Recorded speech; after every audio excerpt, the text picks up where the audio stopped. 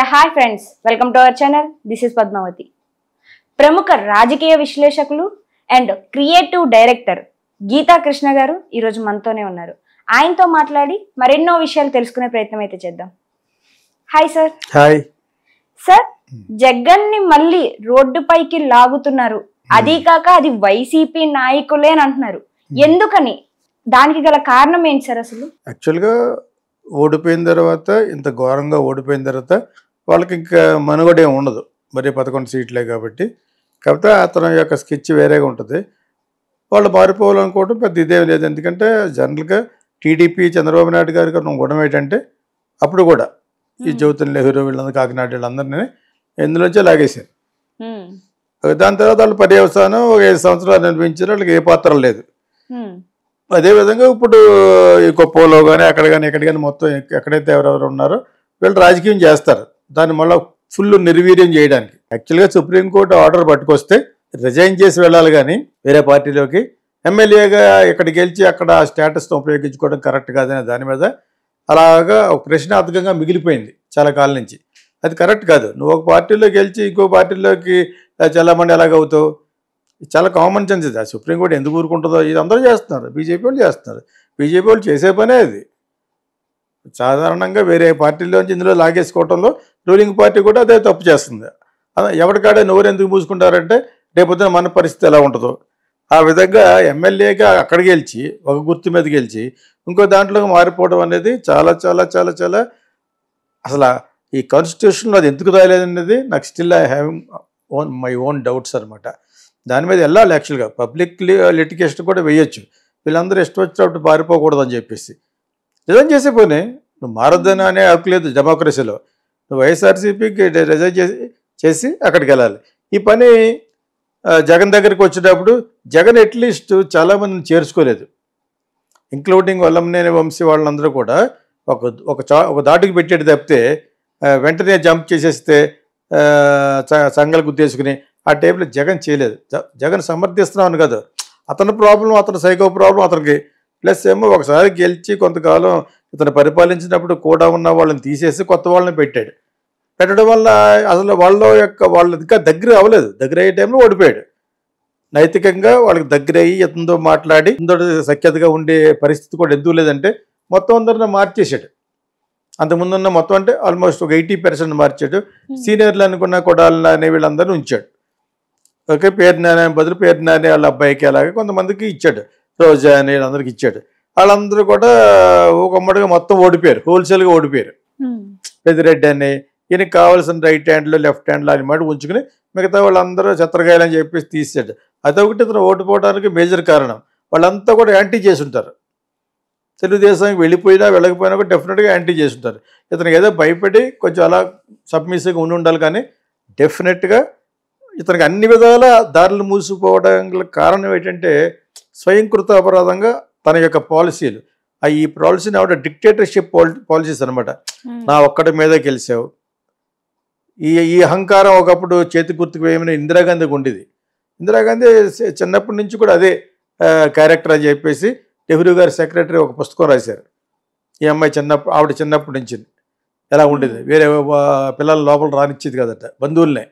So అంత నిరంకుశం ఉన్న నిరంకుశత్వపు పోకడలో ఉన్న క్యారెక్టర్ ఉంటారు. పుట్టుకతోటే వాళ్ళకి అన్ని కలిసి వస్తే అలా పుడతారు. ఇతనికి పుట్టుకతో అలా ఉన్నా లేకపోయినా ప్రాక్టినిస్ట్గా పెరిగాడు, ప్రాక్టినిస్ట్గా పుట్టాడు.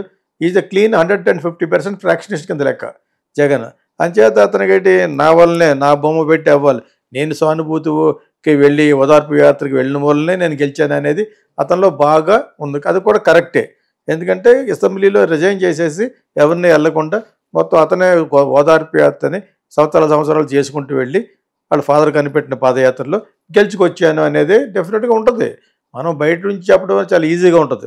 అతను లోపల దిగాడు కాబట్టి అన్ని రోజులు ఓదార్పు యాత్ర పేరు మీద వెళ్ళి వాళ్ళందరినీ అక్క, అమ్మ, అవ్వ, బువ్వ అని చెప్పేసి కిస్ చేయడాలు నేను ఎప్పుడో చూసేవాడిని రోమన్ సినిమాలో. చేతిని కిస్ చేయడం అనేది, నెత్తి మీద చేయబెట్టాలి, ఇవన్నీ మొత్తానికి ఇటువంటి విన్యాసాలన్నీ చేసి ఆస్కార్ పెర్ఫార్మెన్స్ చేసి గెలిచాడు. గెలవడంలో అలాగేలా కాదు, తెలుగుదేశాన్ని మట్టానికి నొక్కేశాడు. 23 సీట్లతో ఫినిష్. పవన్ కళ్యాణ్ కదా ఒక సీటే, తనకి 2 చోట్ల ఓడిపోయింది. ఇంతకంటే అబాసపాలు ఏమి ఉండదు. అతనికి అహంభావం ఆటోమేటిక్గా పెరిగిపోతుంది. పెరిగిపోయి నెక్స్ట్ ఎలక్షన్లో ఏం చేశాడు, మీరందరూ కట్ 2 సంవత్సరాలకి ఒకసారి కొంతమంది మినిస్టర్లు మార్చి దాని తర్వాత మొత్తం మీరంతా కూడా కట్ అని చెప్పి కొత్త వాళ్ళని పెట్టాను. ఇదో పెద్ద స్ట్రాటజీ అనుకున్నాను నేను కూడా. ఈ స్ట్రాటజీ మరి ఇటువంటి స్ట్రాటజీలు అంచేత అది స్ట్రాటజీ లేదు, ఏం బొంగు లేదు. అతను యాక్చువల్గా అతని యొక్క నిరంకుశత్వపు యాటిట్యూడ్, డిక్టటోరియల్ యాటిట్యూడ్, నా పేరు మీద గెలిచాం ఉంటుంది సాధారణంగాను. అంత మెజారిటీ వచ్చింది పోయినసారి. ఆ మెజారిటీ రావడంతో అతను చేసిన ఇటువంటి పనులన్నీ కూడా తను చేసిందే రాజ్యం, నేను ఎక్కడ ప్రమాణ స్వీకారం చేయబోతున్నాను కూడా ముందే చెప్పాడంటే ఇది ఇండైరెక్ట్గా ప్రజలందరికీ బ్యాడ్ వచ్చేసింది. ఏంటి ఇతను మనం వేస్తే గెలిచిన ఇతనికి ఇంత అరాచకం అని 1కి 100 సార్లు చెప్తున్నాడు పవన్ కళ్యాణ్ చంద్రబాబు నాయుడు అని చెప్పేసి మొత్తానికి whatever it is the equations have capsized అంటారు అన్నమాట. మొత్తం అంతా తల్లకిందులు అయిపోయి ఘోరంగా ఓడిపోయాడు. మరి అటువంటిప్పుడు వాళ్ళ పార్టీలో ఉన్న వాళ్ళకి పెద్ద సఖ్యత కూడా ఉండదు. కొత్త వాళ్ళందరూ సగం మంది గౌన్ కిస్కాలు వాళ్ళు డెఫినెట్గా ఈ తెలుగుదేశం వాళ్ళు గోగుతూ ఉంటారు వచ్చారా అని. ఎందుకంటే ఆ 11 మంది తేవడం పెద్ద ఈజీ. డబ్బులు కూడా ఇవ్వకలేదు వాళ్ళకి, వచ్చామంటే వచ్చేస్తారు. డబ్బులు ఎందుకు ఇస్తాడండి? వాళ్ళు గవర్నమెంట్ ఏమన్నా వీళ్ళకి థ్రెట్గా ఉండి అపోజిషన్ పార్టీ అసెంబ్లీలో చాలా స్ట్రాంగ్గా ఉండి తప్పితే ఫోన్ చేస్తే వచ్చేస్తారు. అదే కూడా చంద్రబాబు నాయుడు గారి లెవెల్ కూడా ఫోన్ చేయని అవసరం లేదు. ఇది కింద ఉంటా కార్యకర్త లెవెల్లో వాళ్ళు వెళ్ళిపించి వచ్చేయండి అంటారు.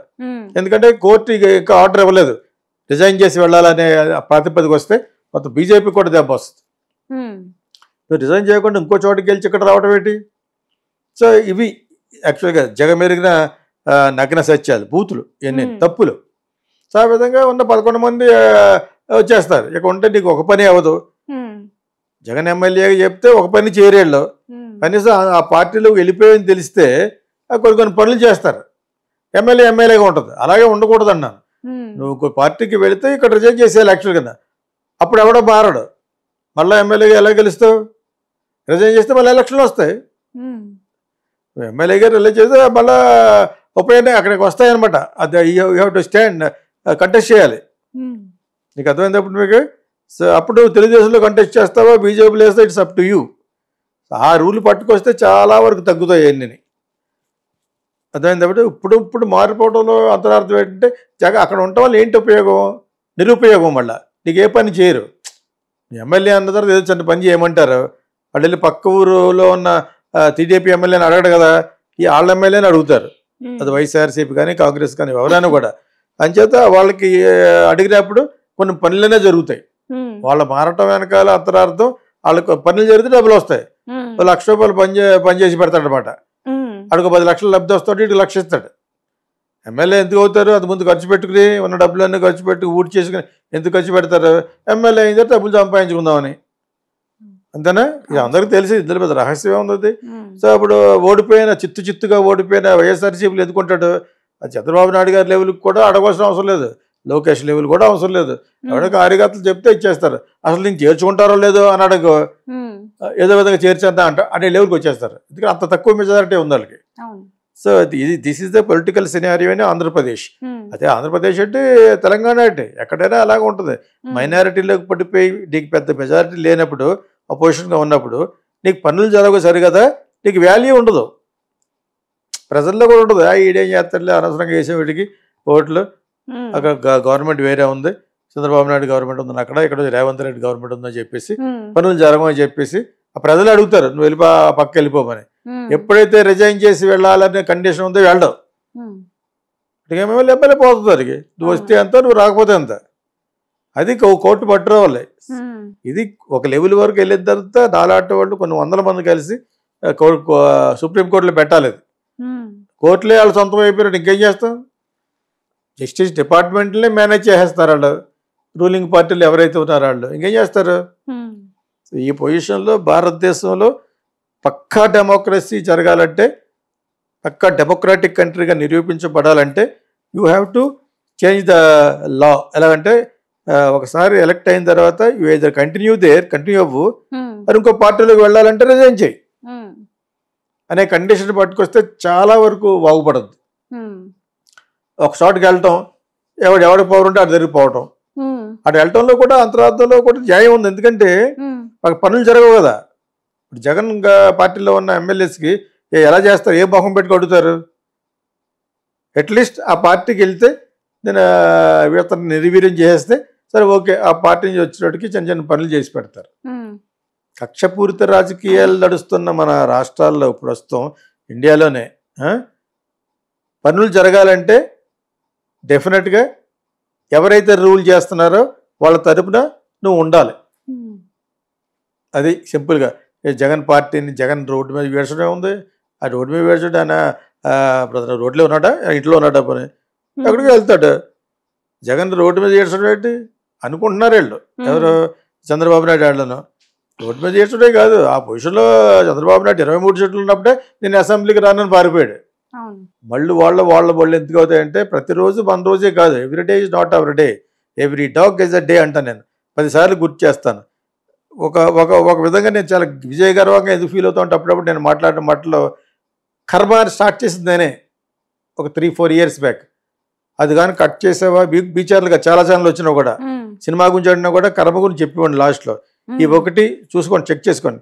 ఈ ఒక్క మాట నేను కర్మ గురించి చెప్తున్నాను, నేను మాట కానీ కట్ చేస్తే నీకు మళ్ళీ నీ మొఖం నేను చూడండి అనేవాడు. పెద్ద చాలా మంది పెద్దవాళ్ళు తర్వాత పెద్దవాళ్ళు తొట్టిగాళ్ళు ఆ ఛానల్ ఉంటాయి అన్నిట్లో చెప్పాను. ఇప్పుడు నేషనల్ లెవెల్ నుంచి ఇక్కడ వరకు ఎవ్రీబడి ఈస్ టాకింగ్ అబౌట్ కర్మ. అర్థమైందా? ఊరికే నా క్రెడిట్ నాకు ఉందని కాదు, కర్మ అనేది గుర్తు చేయడం మొదలుపెట్టాను ఫస్ట్. అందుముందు ఆధ్యాత్మికంగా ఉన్న ప్రవచనాలు చెప్పేవారు వాళ్ళు చెప్పేవారు కాదు. అస్తమాన కర్మ గురించి చెప్తే అటు వీటికి రావడం మానేస్తారని చెప్పేవారు కాదు. ఓకే, కర్మ అడుగుగా ఉంటుంది. ప్రవచనాలు చెప్పే వాళ్ళకి కూడా కర్మ ఉంటుంది. నువ్వు తప్పు చెప్పే ఉంటాను, తప్పు చెప్పి గైడ్ చేసే ఉంటాను. అంచేత కర్మ గురించి ఒక విధంగా పాపులర్ చేశాను నేను. ఆ గర్వం ఉంది నాకు. కర్మ అంటే భయపడుతున్నారు ఇప్పుడు. ఒక అమ్మాయి అబ్బాయి కానీ తల్లికి తండ్రికి కానీ, తండ్రికి ఎటువంటి విలువ వాళ్ళు ఇవ్వకపోతే కొడుకు రోడ్డు మీద అడుగు తింటాడు. అది కర్మే. ఇవన్నీ ఈక్వేషన్లు మారాలి. ఎప్పటి వరకు యవ్వనం గర్వంలాగా యవ్వనంలో ఉన్నప్పుడు వాళ్ళు చేసే పనులు చేసేస్తూ ఉంటారు. ఫాదర్ ఎడుతూ ఉంటారు. ఆ టైపులో అనమాట. ఇప్పుడు వాళ్ళకి తగులుతుంది, వాళ్ళు ఎదురుకుండానే వీళ్ళు అరుకు తింటూ ఉంటారు. మళ్ళీ తల్లిదండ్రులకి వెళ్ళవలసి వస్తుంది. అందరికీ వర్తిస్తాను మా కర్మ అని చెప్పేసి ఒక 4-5 ఇయర్స్ నుంచి చెప్తున్నాను నేను. 5 ఇయర్స్ నుంచి. అర్థమైందా? ఒక టీఎన్ఆర్ ఇంటర్వ్యూ కానీ తర్వాత ఎవడొచ్చినా అడిగి చెప్పాను. ఈనేటి ఇలా మాట్లాడుతున్నాడు ఆధ్యాత్మిక కాదు, బాగుంది అది నీకు వస్తుందని చెప్పాను. ప్లస్ ఇది మాట కట్ చేసావంటే నువ్వు మళ్ళీ దరిదాపుల్లో రానామని చెప్పాను ఇంటర్వ్యూకి ఎప్పుడన్నా. సో కర్మ is there for Jagan, karma is there for Chandrababu Naidu. అని ఎక్సెప్షన్ అతను. చంద్రబాబు నాయుడు ఏమన్నా ప్రత్యేకంగా పుట్టాడా? అతీతుడా? పవన్ కళ్యాణ్ అతీతుడా? ఎవడో అతీతులు కాదు. నువ్వు ఏమైనా తప్పు చేస్తే చంద్రబాబు నాయుడికి, మోడీకి, పవన్ కళ్యాణ్కి, అందరికీ, ఇక్కడ ఉన్న నిర్మాతలకి, చిన్నవాళ్ళకి, పెద్దవాళ్ళకి, రైతులకి అందరికీ వర్తిస్తుంది. ఎవడ మా ఊర్లో ఒకడు బాగా సంపాదించాడు, వాడి పేరు ఎదుగులేండి, వాళ్ళ అబ్బాయి అర్ధంతరంగా చచ్చిపోయాడు. ఇంకొకటి కొడుకు వచ్చి నాకు హెల్ప్ చెయ్యి, నువ్వు నా డాక్యుమెంట్స్ ఉండిపోయాను నీ దగ్గర అని ప్రాధేయపడితే ఇవ్వలేదట. వాడి పేరు ఎత్తుకు వాడికి అర్థమవుతా కడియం వాడిది. చచ్చిపోయినప్పుడు ఏడుతుంటే ఎవడో ఒకటి అడిగాడు, మరి నీ కొడుకులాగా కదా అతనికి, అంటే నువ్వు చేసిన అన్యాయానికి కొడుకు ఆత్మహత్య చేసి చచ్చిపోయాడు, ఇప్పుడు నీ కొడుకు వస్తే ఇలా నన్ను ఎందుకు వదిలేసావు ఏడుస్తున్నావు నువ్వు, అలాగే జరుగుద్దాను ఆడేవాడు. డైరెక్ట్గా దగ్గరికి చెప్పాడు. ఇటు చాలా సంపాదించాడు. అప్పుడు నాకు ఇద్దరు రిలేషన్ చేసి ఎందుకు చెప్తానంటే ఇలా జరుగుద్ది, అది అడగాలి. అడిగితే చుట్టూ వాళ్ళందరూ కదా అర్థం అవుద్ది, చుట్టుపక్కల వాళ్ళందరికీ. అప్పుడు తప్పు చేయడం మానేస్తారు. జగన్ చేసింది అదే అరాచకం. ఓకే, తిరుపతి గురించి, తిరుపతిలో డబ్బులు దొబ్బాడు, ఇదే అరాచకాలు కదా. సో ఇవన్నీ చేసిన వల్లే వాళ్ళ ఫాదర్ దాని గురించి పోయాడు. నా లెక్క ప్రకారంగా తిరుపతి 7 కొండలు కొంత క్రిస్టియన్ హాస్పిటల్కి ఇచ్చేసాడు. అప్పుడు చంద్రబాబు నాయుడు పాయింట్ చేశాడు దెబ్బతింటామని. ఓకే, ఇప్పుడు వీళ్ళు ఛాలెంజ్ చేస్తారు, ఒకప్పుడు నువ్వు తప్పించుకున్నావు, నువ్వు ఇప్పుడు తప్పించుకోలేవు, నిన్న స్వామి దెబ్బ హేస్తాడని చంద్రబాబు నాయుడు అంటున్నారు. మీ వరకు రాలేదనుకుంటా. చంద్రబాబు నాయుడు ఎవరో థ్రెటనింగ్ కాల్స్ చేస్తారట. థ్రెటనింగ్ కాల్ డైరెక్ట్గా చెప్పాడు సోషల్ మీడియాలో. చెప్పినాడు ఎలాగంటే, ఒకప్పుడు నువ్వు తప్పించుకున్నావు, తిరుపతి కొండ మీద వెళ్తుంటే యాక్సిడెంట్ బాంబ్ బ్లాస్ట్లో బతికేసావు, ఈసారి బతకమంటున్నాడు. మీరు అవన్నీ అసలు అడగట్లేదు. అది కూడా పాపులర్ అయింది. అది అతను ఎవరు సోషల్ మీడియాలో అతను వేసారు కూడా. అతను చంపుతాడని కాదు, అది మనవాళ్ళు ఎవరో మహా టీవీ, వంశీ వీళ్ళందరూ ఈ ఎజెండా వైఎస్ఆర్సీపీదా?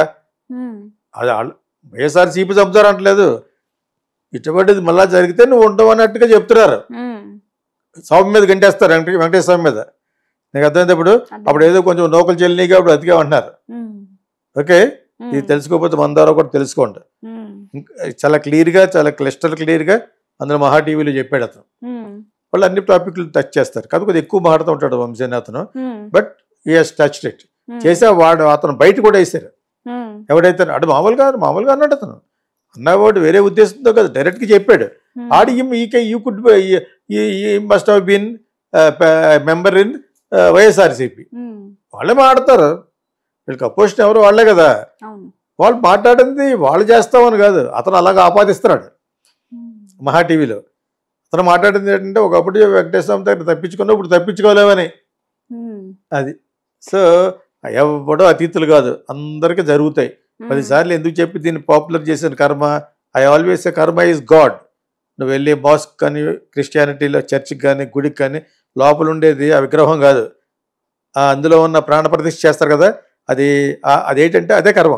రకరకాల పేర్లు పెట్టుకోవచ్చు, బట్ స్టిల్ అక్కడ ఉండేది కర్మ ఈజ్ ద గాడ్ అంటారు. సార్ నాకు ఒక డౌట్ ఏంటంటే, ఇప్పుడు మరి టీడీపీ అనేది విడిగా లేదు, కుప్పంలో ఉంది. 3 పార్టీలు కలిపి కుప్పంలో ఉన్నాయి కాబట్టి మరి వైసీపీ వాళ్ళు మళ్ళీ ఇందులో రావడం వల్ల విభేదాలు ఏమైనా వస్తాయంటారా ఇరు పార్టీల మధ్యలో? ఎందుకు వస్తాయి? వచ్చి ఏం చేయగలడు? జగన్ ఏం పేయగలడు? ఉమ్, వాటిని క్వశ్చన్లోనే ఆన్సర్ ఉంది. ఉమ్, విభేదాలు ఎందుకు వస్తాయి? అందులో నీ పార్టీలోనే అదికి వచ్చారు, ఉమ్, నీ వెనకాల ఎవరు ఉంటారో చూసుకుంటావు, ఎవరు ఉంటారు, అంతే కదా. ఉమ్, అదే పొజిషన్ ఇప్పుడు. ఉమ్, కాకపోతే అతని స్ట్రాటజీలు అతనికి ఉంటాయి. ఉమ్, జగన్ స్ట్రాటజీలు అతనికి ఉంటాయి అన్నందుకు చాలా మందికి పొడుచుకొచ్చింది. ఎవడో తొట్టినా కొడుకు ఎవడో ఉన్నాడు, ఉమ్, ఎస్సీ ఎస్టీ వాడు. అటు ఎందుకంటే తొట్టినా కొడుకు ఉమ్, అటు ఎక్కడికి వెళ్ళడానికి ట్రై చేశారు. సీట్ ఇచ్చినట్టు ఇచ్చి తెలుగుదేశంలో కట్ చేశారు. ఉమ్, ఒకడు ఉన్న ఆటి పేరు ఆటి పేరు అన్నప్పుడు మా పేర్లు ఆట అనాలి కానీ ఆటి పేరు నేను అన్నాను. అర్థమైనప్పుడు నీకు ఉమ్, ఎందుకన్నంటే స్ట్రాటజీలు జగన్కి ఉన్నాయని అన్నానమాట. ఎప్పుడు కానీ ఉండకుండా ఎలా ఉంటాయి? అతను స్ట్రాటజీ రాంగ్ అని ప్రూవ్ చేశారు ఇప్పుడు.